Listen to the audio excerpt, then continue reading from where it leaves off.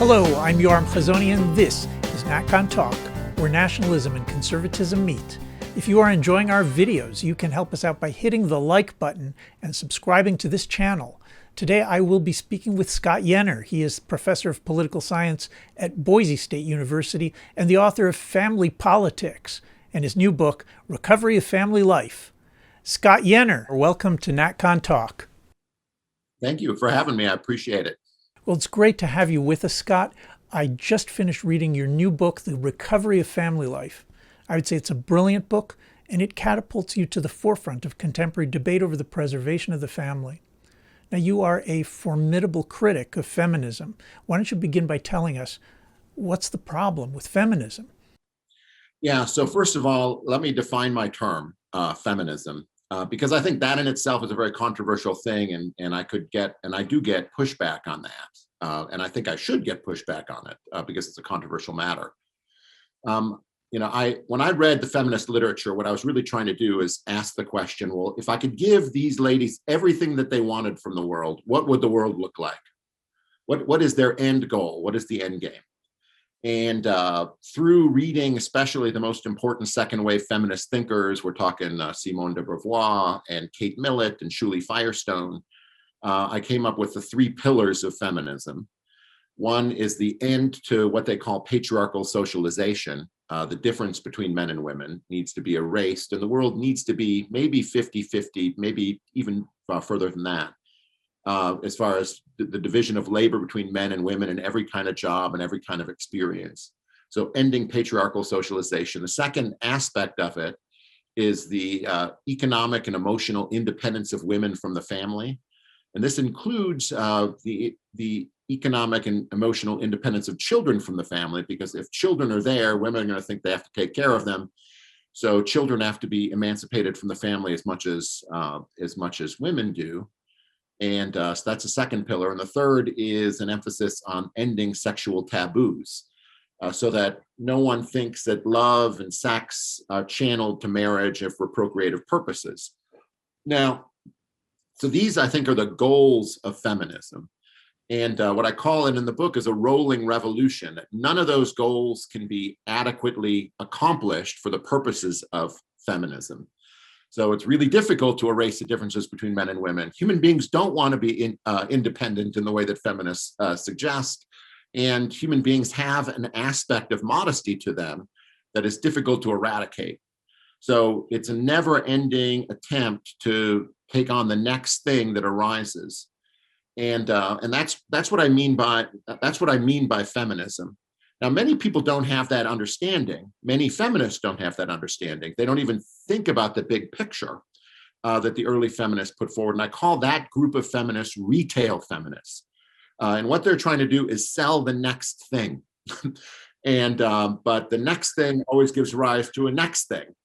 And they use whatever kind of arguments to sell the next thing. That's how I define it. And the pushback I get, and I think, as I say, it's reasonable, is that those retail feminists can call themselves moderate feminists, that they don't want those things that the three pillars of feminism that I mentioned before.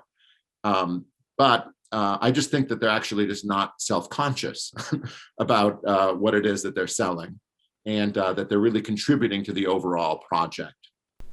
So if I got this right, you're saying in the original works of second wave feminism, that's after World War II, right?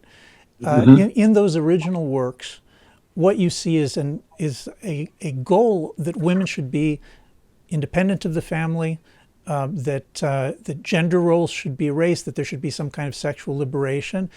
And it sounds like you're saying that there's kind of an inevitable momentum towards achieving those things, even if many people who say that they're feminists don't really want them.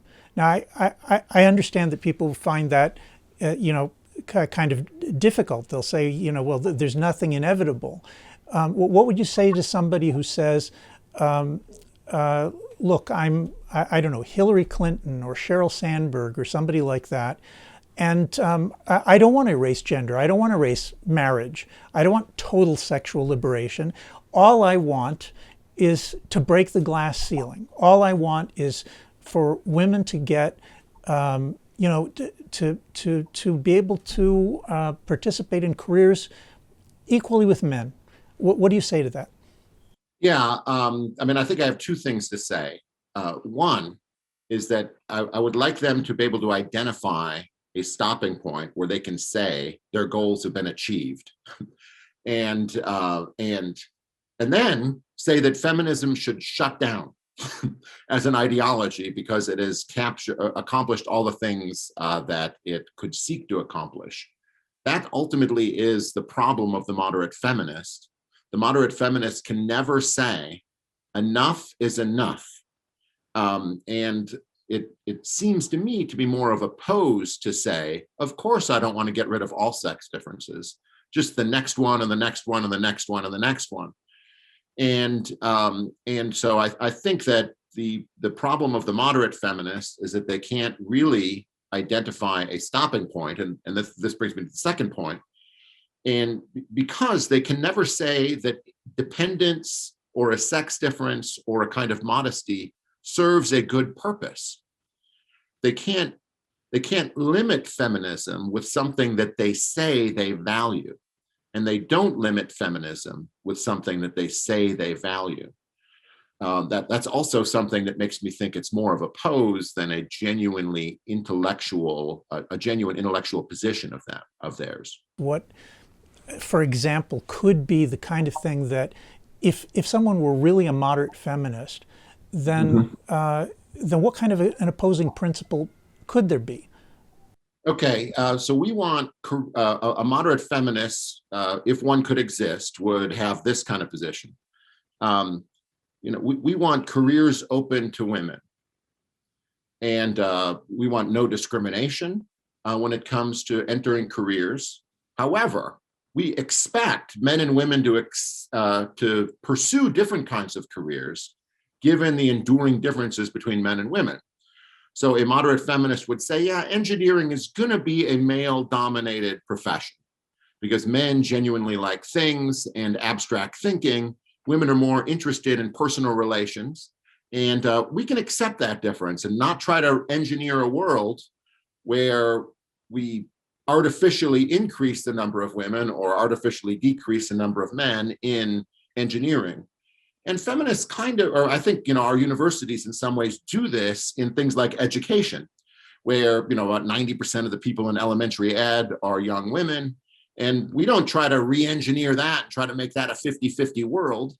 And so accepting that difference is accepting a limit on the idea that all differences are patriarchal socialization.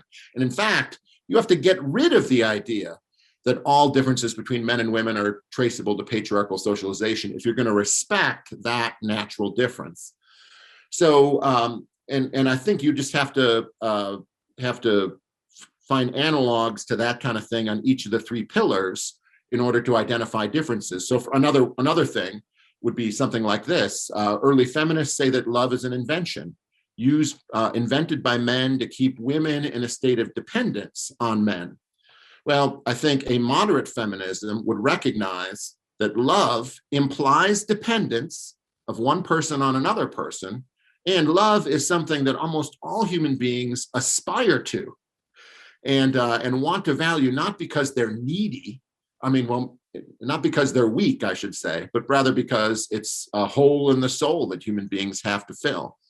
And so that's what I mean by identifying another kind of good that would limit those pillars of feminism.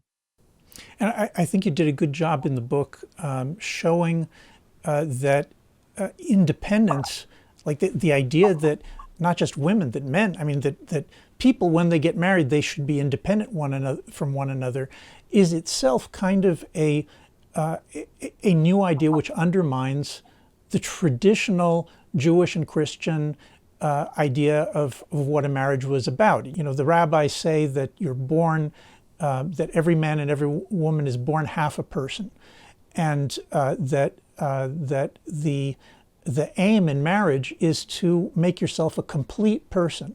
Yeah, and the Christian notion is that it's not good for man to be alone. I think that is also in the it's in a book that we share, I think.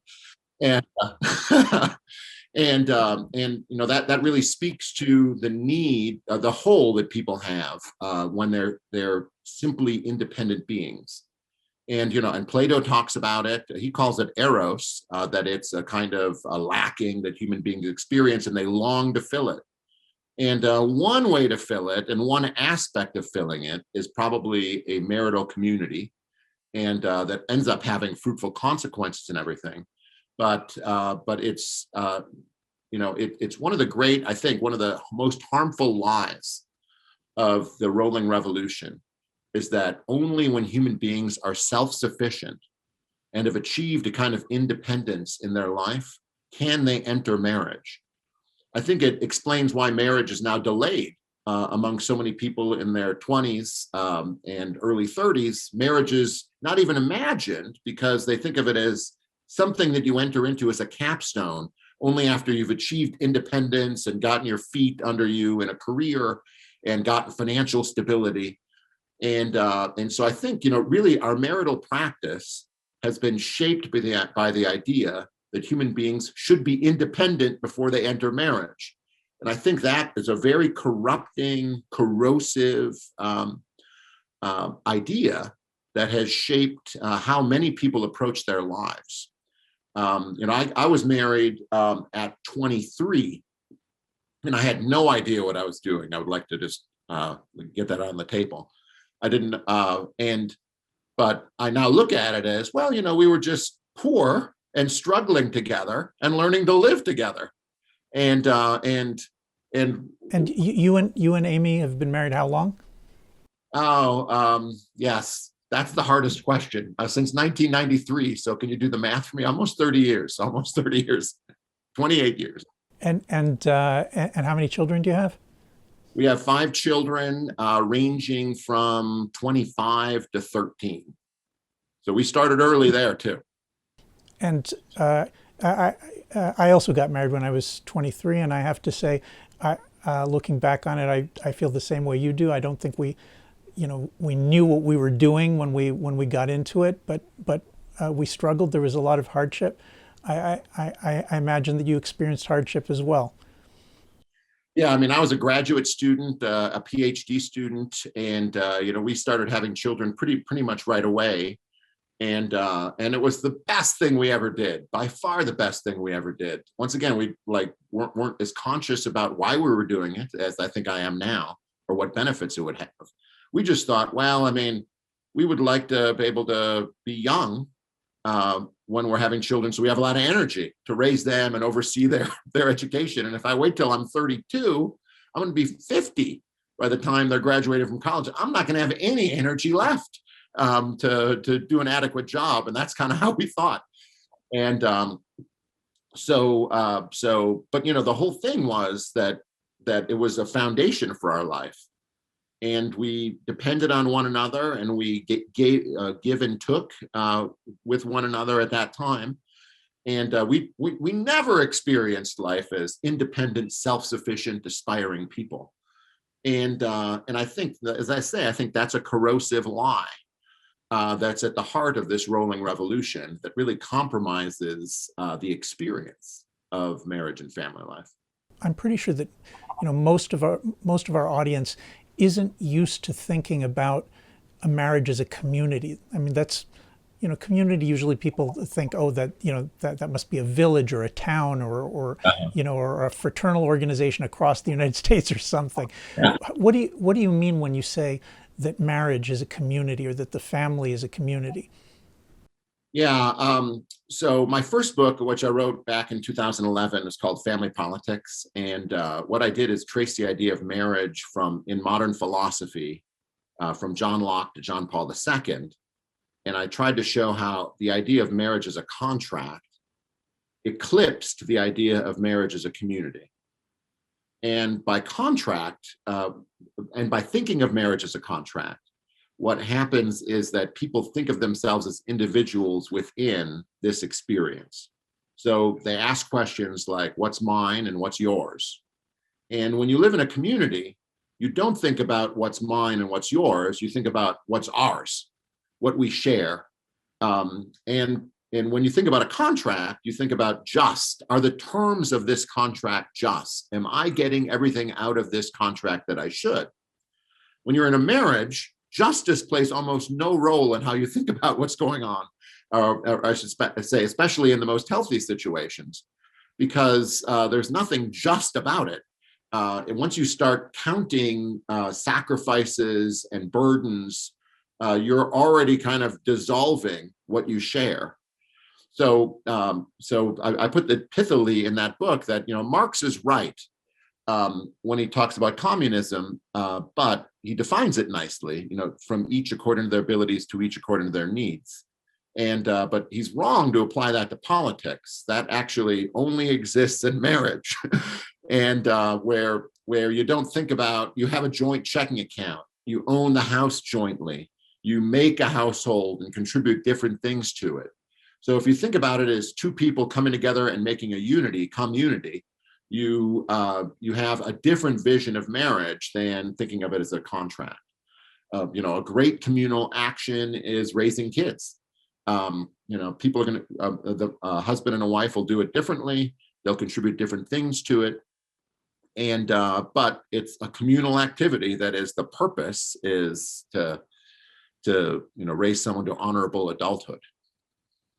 Scott, reading your book, I'm under the impression that you're not just a critic of feminism. You actually have, I think, a broader vision of what's wrong with liberalism and how it's affected our society, which I think feminism is actually, kind of like a main example that you're using. Can you tell us what's wrong with liberalism? Yeah, I mean, I have a chapter on contemporary liberalism, and contemporary liberalism has the idea that the state is not to promote morality through its laws. And one of the effects of that is that it becomes illegitimate to indirectly promote an environment where people are encouraged to marry. So, for instance, one of the great accomplishments of liberalism, contemporary liberalism, and one of its first accomplishments was the erasing of laws limiting obscenity, or what we might call pornography. This happened both in the late 50s and maybe culminated in the early 70s, where it was really difficult for any locality to stop the spread of obscenity. Now, why would we be interested in doing that? Well, the only arguments that were allowed into court were things like, well, if you have a lot of pornography, you have a lot of crime. But the reason we actually want to limit pornography is that we want to channel sexual expression into monogamous relationships, and maybe even procreative ones. And we want to see sex subordinate, like a part of, but a lesser part of a community between a man and a woman. And so by eliminating regulations on obscenity, it became difficult to channel sexual desire toward marriage. The same arguments about state neutrality have been used now to bless same-sex marriage with constitutional protections, and probably more things are in the hopper. I talk in the book about plural marriage being one of the next things in the pipeline on the rolling revolution, and they all tend to the same idea that the state is not allowed to promote morality. What I try to do, what I try to do in the book is to show that there is no such thing as a law that doesn't promote morality. It's a very common thing in ancient philosophy to say that law is an educator, and that our laws that withdraw support from marriage are indeed educators. But what are they educating toward? And that is what I call, borrowing from a sociologist, Anthony Giddens, the pure relationship. The idea that every aspect of a relationship needs to be the product of choice between whoever's entering that relationship, and it can be withdrawn. That choice can be withdrawn whenever the people want to withdraw it. So I think liberalism secretly teaches a kind of relationship that is hostile to an enduring communal relationship between a man and a woman. It pretends to be neutral, but nothing is neutral. and no law is neutral, and it ends up teaching a corrosive idea of relationship through our law and through what ends up being publicly acceptable. There's a relationship between what's legal and what's moral. And under the old idea, before contemporary liberalism, laws sought to encourage people to enter into enduring marriage. We've withdrawn those laws and are encouraging a different kind of relationship, the pure relationship. If I can just quote, I think, a beautiful sentence here from the book. You say, generally for modern peoples, a genuine choice proceeds from one's autonomous, undetermined will. Choice implies a prior independence. A choice is affected by no legal pressure, no social pressure, no religious stricture, no incentive structures, no biological imperatives, and no habituation or education to shape proper choices. And so there's this kind of a picture of the pure choice where you're liberated from the slightest degree of pressure. But you're saying here that's impossible. It's like a fantasy, right? Yeah, I mean, that stuff doesn't exist. And we're always shaped by our bodies. We're always shaped by our education. We're always shaped by our social environment. Human beings are political animals. They're social animals, and they take part of their ideas of justice and goodness from the regime in which they live. You know, Plato's image in the Republic of the citizen sitting in front of and looking at the shadows on the wall is an image of really what human education is like. And it's impossible to be completely liberated from that. And therefore, it's undesirable to try because you're going to do damage to the stuff that shapes you, that creates good habits for living. And that might be the fundamental thing about a modern aspiration for autonomy, is that it really compromises the grounds for human beings to enjoy happiness. And if you think that this vision of autonomy is what makes people happy, you would then be surprised that when we achieve more autonomy, people are unhappy. And but that's part of our modern condition, I think. It's a big point. And why don't you tell us how does that work? How does this picture of autonomous individuals, free, especially from any kind of interference from law or the state, to whatever degree possible, how does that picture lead us, in your view, to human unhappiness? Yeah. So I'm going to take it backwards. So the vision of happiness that I would put forward is that there are several choices that human beings have, things that they could do in their lives which are fulfilling and satisfying, but there are limited numbers. Family life is one of them, a life of wisdom, a life of piety, a life of service to some higher good, maybe the achievements of science or literature, or poetry, and maybe there are a few more, but just putting those out there. And what human beings do is these goods are out there that can satisfy us and fulfill us, and the achievement of them can make us happy and better. And we spend some time in our life trying to figure out the proper balance or mix among these goods. We don't invent those goods. They are there for us to aspire to. Therefore, they're a limit on our will. The idea of autonomy is not only that we must be free from any kind of social shaping or bodily need, but we also must be free to invent the goods that we will aspire to. And that is a kind of freedom that human beings can't handle. And it leaves them at sea without any kind of beacon to guide their thinking. And therefore, people are lost.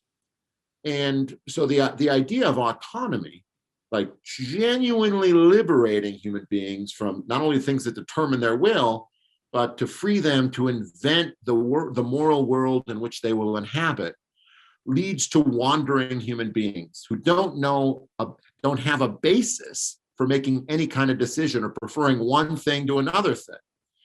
you've described, I think, this sort of core problem of contemporary liberalism as I think I would describe it as a lack of tradition, because really what's happening is that that you've said that there are different traditional paths that, if you know something about Western tradition or some other tradition, then you'll know things about what kind of paths can be fulfilling, what kind of paths are worthy and worthwhile, and will gain you both praise from the society and also real things for yourself that you can be proud of. So if the family stops being able to hand down that kind of advice, and the congregation no longer has influence, and the government, we're told, has to be neutral, so everybody's left without knowing what those paths are. Where does feminism fit into this picture? I mean, I think feminism is a great lever to destroy tradition, because feminism stigmatizes tradition as patriarchal, as an exercise of power that men have wielded over women. And therefore, all of the things that can genuinely give meaning to an aspiring human being are stigmatized. So obviously, feminism spends a lot of time stigmatizing the patriarchal family, as it's called, or the communal family, which implies dependence. But also, feminism, especially in the Christian world, has wrought no little havoc on Christian doctrine and moral teaching. It limits what pastors will preach about and what congregants are willing to hear. Certainly, feminism, I would say, qualifies our attachment to governments. And because governments themselves are seen as infused with patriarchal ideology, demanding sacrifices for citizens to glorify men and not to protect what is going on. And generally, feminism stigmatizes all kinds of relationships as power relationships, where men exercise power over women. And that dissolves the actual content of traditions. So we think of a marriage as about love. Feminists reconceive of marriage as about power exercised by one over the other, and stigmatize the idea that man should be a provider, for instance, because providing is a way that men gain control over women, according to feminism.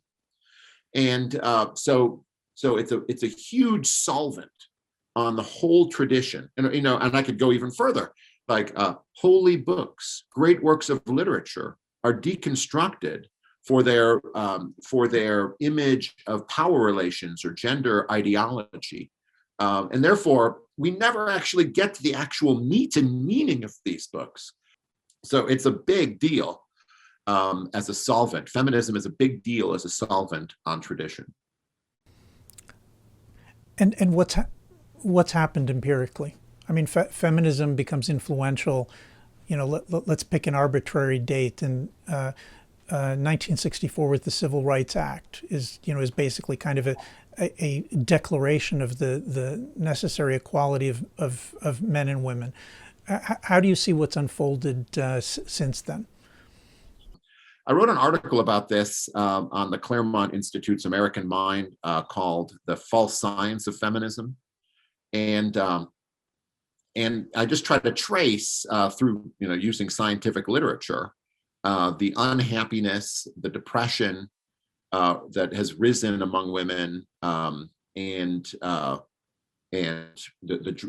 antidepressant use, being interested in committing suicide.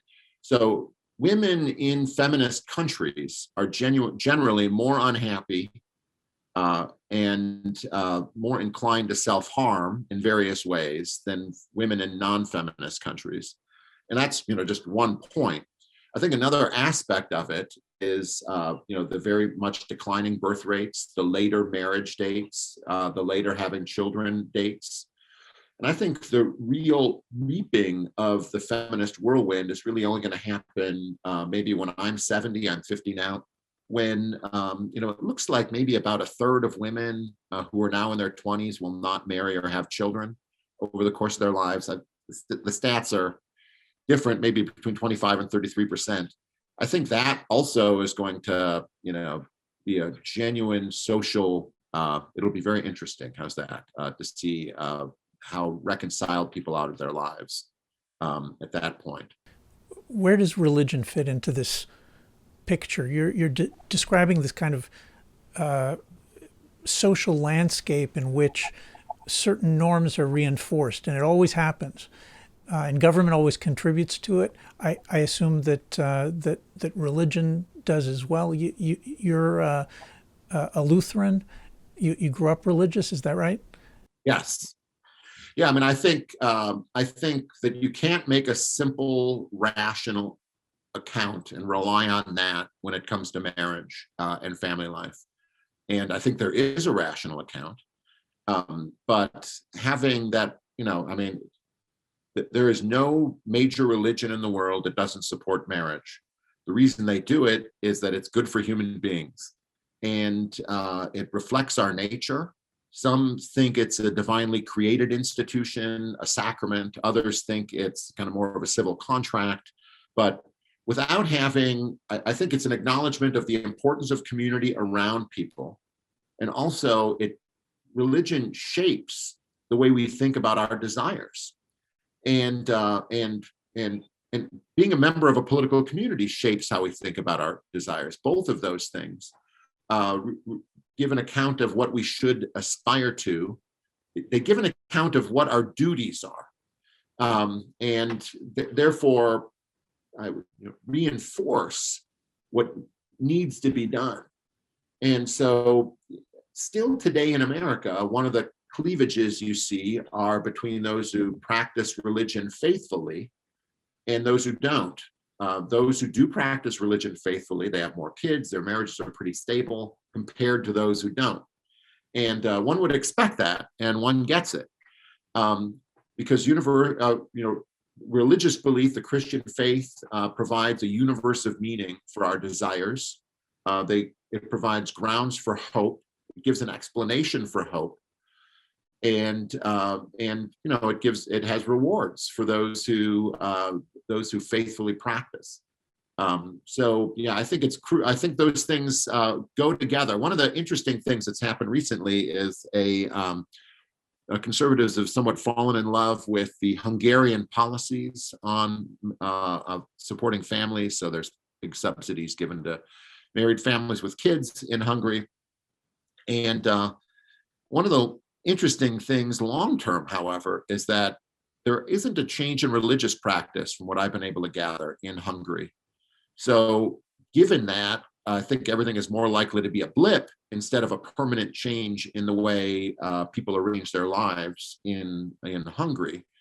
Without a genuine reshaping of our grounds for hope, I wouldn't expect long-term changes.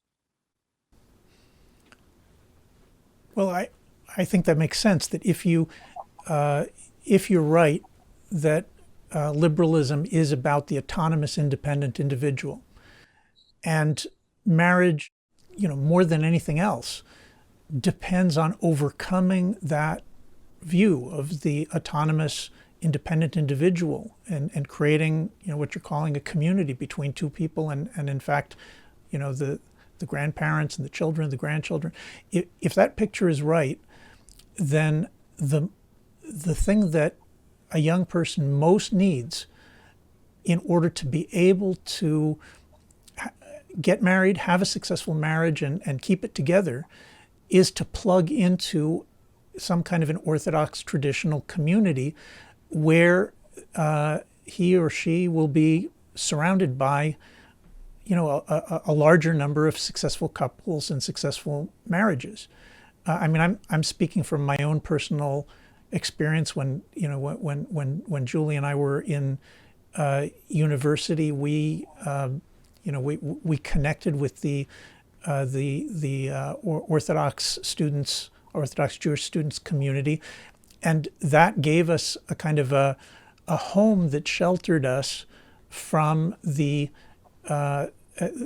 constant insistence on autonomy and independence, which was taking place outside of it. And that's something that I don't know if conservatives talk about it that much. Conservatives do say kind of, there's all these intervening institutions between the individual and the government. That you hear all the time. People quoting Tocqueville and the little platoons and all of that. But I don't think that we hear so often. Look, if you want your marriage to work, you want it to happen, you want it to work, you want to stay together, then you have to join a traditional congregation. If you're not part of that, then you're alone. What do you think? Yeah, I mean, I think that is one of the most important and fruitful avenues for it. And it's difficult to imagine family life lasting in the long term without having communal support in that way. So essentially, where can you hear a critique of autonomy and an offering of an alternative to a world defined by autonomy? And there is Stoicism and things like that. There are ways of criticizing it, and I think that's one of the things Jordan Peterson does.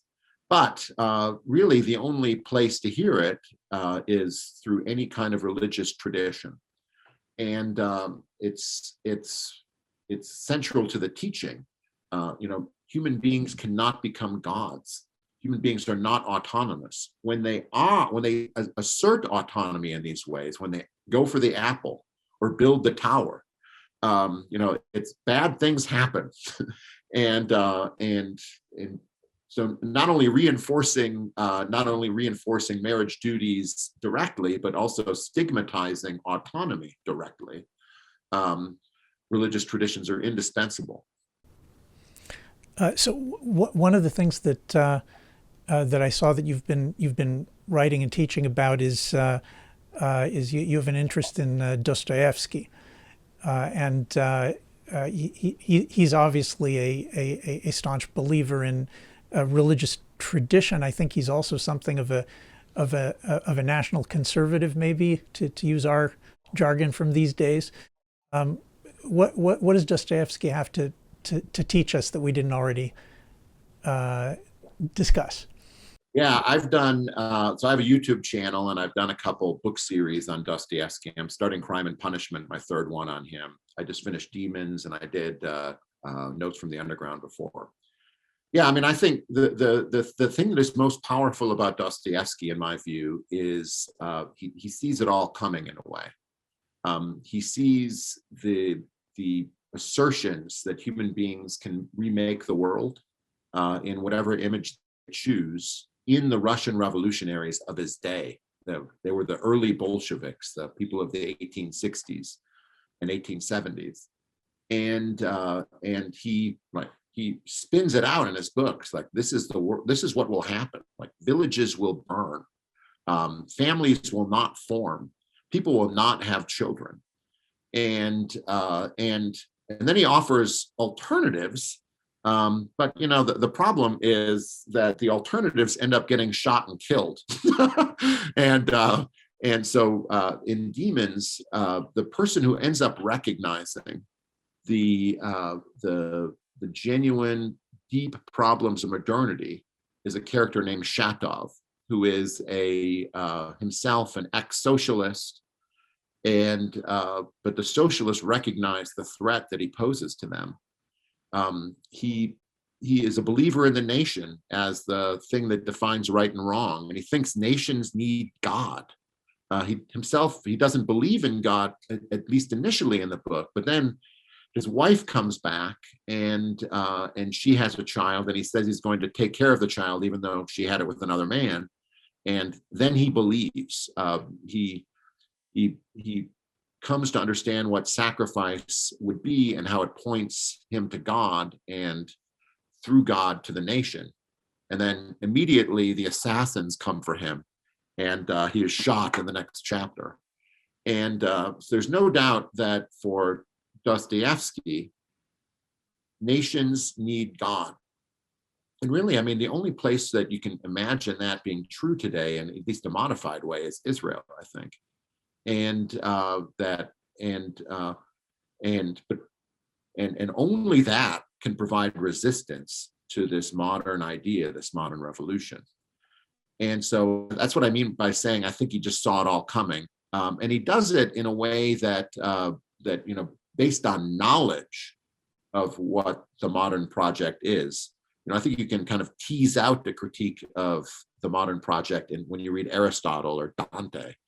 But Dostoevsky sees it coming, articulates the nature of the revolution that we're in, and then shows that alternative, though it's a perilous alternative. And this is the hard thing to say.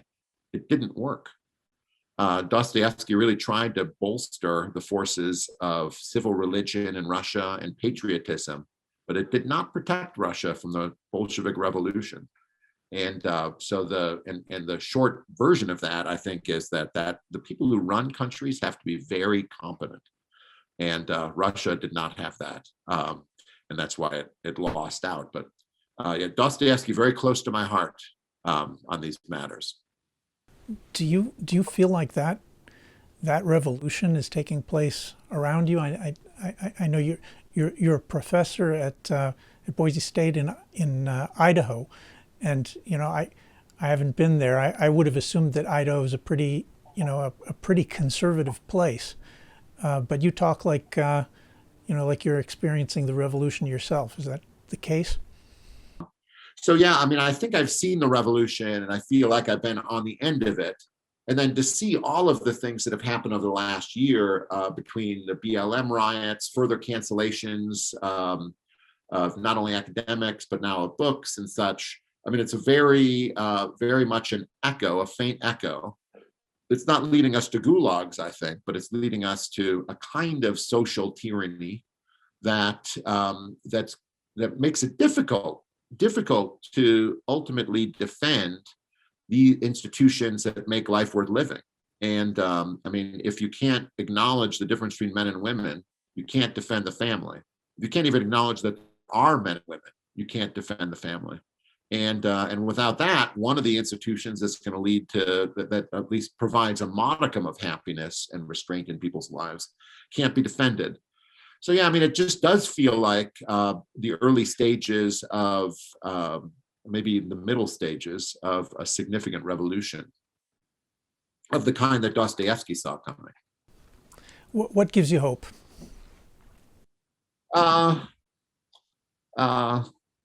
I mean, I don't know. That's a great question. One of the things that gives me hope is that a lot of Americans have a cussedness about them, that they don't want to accept what other people say. There's an anti-elitist aspect to the country. But I also think that all things ultimately work to the great plan of God, and that while empires rise and fall, the truth and the goodness that God represents, endure. Those things are the same yesterday, today, and forever. Scott Yenor, thank you for joining us on NatConTalk. Thank you for having me. I appreciate it.